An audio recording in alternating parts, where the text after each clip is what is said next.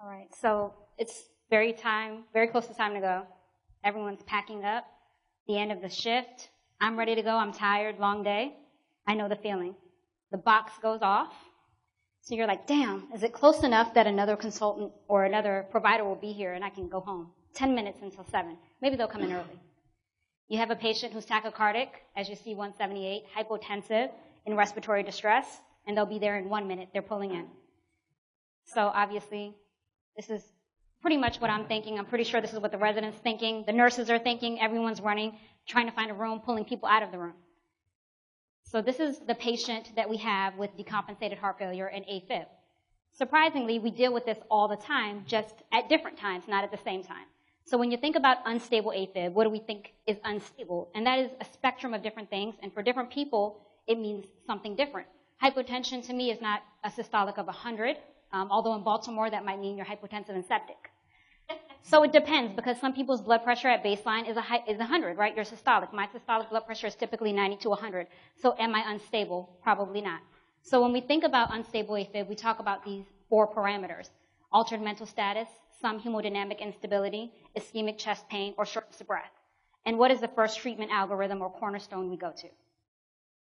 Light them up, right? That's the first thing we're going to do. And typically, you're going to fix patients. So now let's talk about acute decompensated heart failure. We see these patients very often. The same things make you unstable: hemodynamic issues, respiratory issues, and organ dysfunction. And what is the cornerstone in these patients typically? Don't be shy. I think they're on the golf course. It's already 5 o'clock. We do this every day. What's your cornerstone? You have a person coming in, whether they're hypertensive or hypotensive, they're in respiratory failure. What do you guys go to? What do you tell your nurses to grab? Nitro? What else?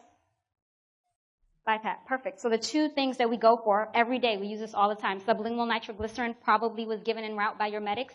You're going for BiPAP. You're calling respiratory therapy. So why is it that patients are so difficult when they have both of these things together? They're interdependent processes. The longer that you have heart failure, the more likely you are to acquire atrial fibrillation. In addition to that, they've been shown that the worse your heart failure is, if you have a New York Heart classification of 3 or 4, the likelihood that your AFib is worse than when you first had AFib is 10-fold. So a person, when they're further along their spectrum of heart failure, their AFib is harder to treat. And often they're on multiple medications. The longer they're on medications, the more recalcitrant they are to other medications. And so this is kind of a vicious cycle. So it's not as easy to treat them when they come in and they have both processes going on, because you're like, what's the chicken or what's the egg? What should I treat first? And so when you look at studies, there aren't a lot of randomized controlled trials. In fact, there's none. There are some retrospective case reports and new case reports coming out on what's the best way to manage these patients.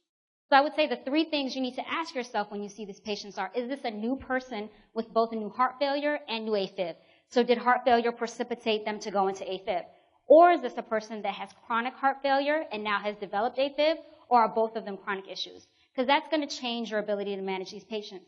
People that are typically in the acute setting, so new heart failure and new AFib, I would say light them up. It's probably going to work. However, if you have a chronic AFibber that has chronic heart failure, that's not going to work, and unfortunately then you might be calling your consultants who sometimes are not in the hospital, and so it's on you. What are you going to do to fix these patients?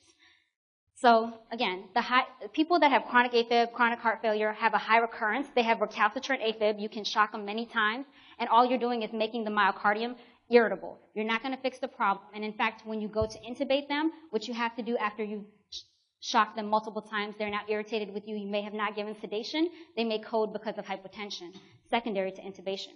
So what are some adjuncts that you can use quickly? I would say the first thing is, if they're hypoxic in any way or they're having respiratory problems, BiPAP may not be the first go-to because it's going to decrease their preload. Maybe try some Vapotherm. Vapotherm they can handle. That's going to give them a little peep. That's going to pre-oxygenate them in case you need to intubate them.